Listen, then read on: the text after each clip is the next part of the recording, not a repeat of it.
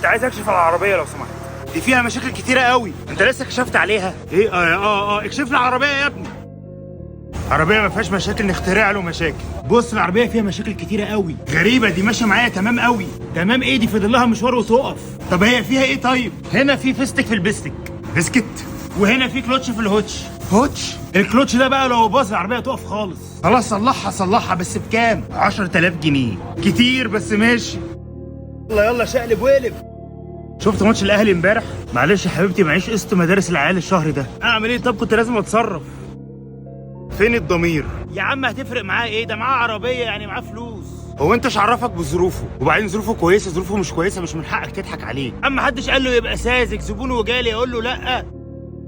لازم تبقى مصحصح وعارف فلوسك رايحه فين وفي ايه وما يضحكش عليك. الصاحب يحافظ على فلوسه، والنايم الفلوس بتتاخد منه. اصحى عشان انت اولى بفلوسك.